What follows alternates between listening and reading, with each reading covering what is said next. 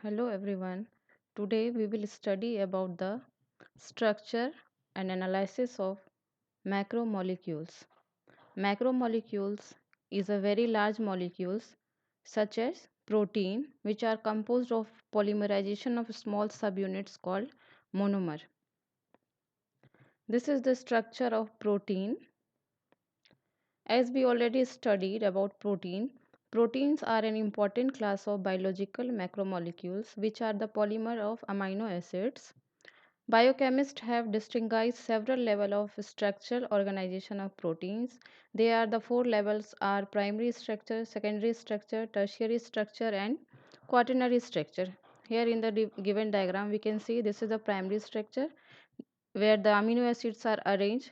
In the secondary structure these acids are form helix. Here it is coiling and a number of coils are formed in the tertiary structure. Primary structure. The primary structure of a protein refers to the sequence of amino acids present in the chain. Amino acids are covalently linked by a peptide bond. Peptide bonds are formed between two successive amino acids by the release of water. Each component amino acid in polypeptide is called residue or moiety. By convention, the primary structure, or we can say first degree structure of protein, start from the amino terminal and ends in the carboxyl terminal C. What is the importance of primary structure? With the help of primary structure, we can predict secondary and tertiary structure. Many genetic diseases result from abnormal amino acid sequence. To understand the molecular mechanism of the action of protein, primary structure is very clear. To trace evolutionary path, there are two methods of amino acid sequence determination. First one is end group analysis and second one is gene sequencing method. Now secondary structure. What is secondary structure and what are the types? Localized arrangement of adjacent amino acid form a chain and start folding and form a chain, that is called secondary structure. It consists of alpha helix, beta pleated, beta blend, non repetitive structure and super secondary structure. Pauling proposed some essential feature of peptide units and polypeptide backbone. According to him, the amide group is rigid and planar as a result of resonance, so rotation about CN bond is not feasible. Rotation can take place only about N to C alpha and C alpha to C bond. From these conclusion, Pauling postulate two orders structure, that is alpha helix and beta sheet. What is polypeptide chain conformations?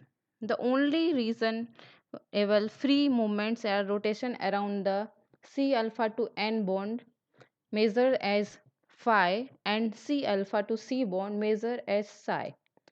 In latter, we will plot a graph between phi and psi. The conformation of the backbone can be therefore described by the torsional angle, that is also called dihedral angle or rotation angle. Here you can see what is phi. Here it is phi and here it is psi. Means that C alpha to N bond is measured by an angle, that is phi, while C alpha to C bond is measured by psi. This is the Ramachandran plot, also known as Ramachandran diagram or phi versus psi plot. It is on the name of G.N. Ramachandran, who developed this plot in 1963. Here are the three regions defined: white region, red region and yellow region. And this axis is psi axis and this one is phi axis. White region. These white regions are what? These sterically disallowed for all amino acid except glycine. The red region allow the alpha helical and beta sheet conformation. Here it is red region. And the yellow region are the outer limits. Yellow regions are the outer limits. What is alpha helix? From the diagram we can see here, it is a structure of the alpha helix. It is spiral structure, tightly packed, coiled polypeptide backbone, side chain extended outward, amino acid per 3 is to 6, pitch is 5.4. Alpha helical segments are found in many cellular protein like myoglobins, troponin C, etc. This is the beta pleated sheet. From the figure we can see how it is formed when two or more polypeptide line up side by side. Individual polypeptide beta strand, each beta strand is fully extended. They are stabilized by H bond between NH and carbonyl group of adjacent chains by the hydrogen bond. There are two types, parallel and anti-parallel bonding, how it is done like this. Beta bands. It permits the change of the direction of the peptide chain to get folded structure. It gives a protein globularity rather than linearity. Means the shape of the protein is not linear, it becomes like a spherical. H bond stabilizes the beta band. It occurs at protein surface, involves 4 successive amino acid residue. Proline and glycine are frequently found in beta turns. Non-repetitive structure. It is a significant portion of globular protein structure. It may be irregular or unique. They include coils and loops. We can see from the diagram. Looping is done. Segments of polypeptide chain whose successive residue do not behave similar phi and psi values are called coils. It's called omega loops. Now, super secondary structure, that is called motifs. Certain grouping of secondary structure elements are called motifs. Means grouping of secondary structure elements is formed like this. Here it is shown, this is called motifs. Here in this diagram we can see beta alpha beta motifs. This is Greek key motifs, beta Mender motifs and beta Barrel. These are the different types of motifs. Tertiary structure or 3-degree structure. It is a three-dimensional conformation of a polypeptide. Common feature of protein. Tertiary structure reveal much about the biological function of the protein and their evolutionary origin, means from where it comes. The function of a protein depend on its tertiary structure. If it is disrupted, then it loses its activity. This is the interaction stabilizing of tertiary structure.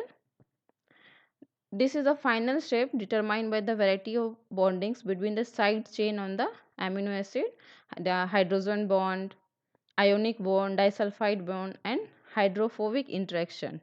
We can see these different bonds in the given diagram. And the last one is quaternary structure. The biological function of some molecule is determined by multiple polypeptide chains. This is called multimeric protein. Arrangement of polypeptide subunits is called quaternary structure. Subunits are held together by a non-covalent interaction. Example is hemoglobin, that has a subunit composition A2, B2. We can see the quaternary structure of hemoglobin in this figure. Now the last one is conclusion. Proteins are extraordinary complex molecules. It is a very important biomolecules. Of all the molecules encountered in living organism, protein have the most diverse function, which we already known that what is the function of protein. So as a basic understanding of the structure of protein is necessary to comprehend its role in organism.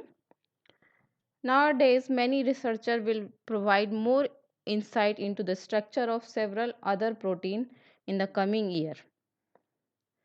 This is the more important topic of macromolecules, though there are vast number of macromolecules, but our body is made up of mostly protein, so it is very necessary to understand the structure of protein.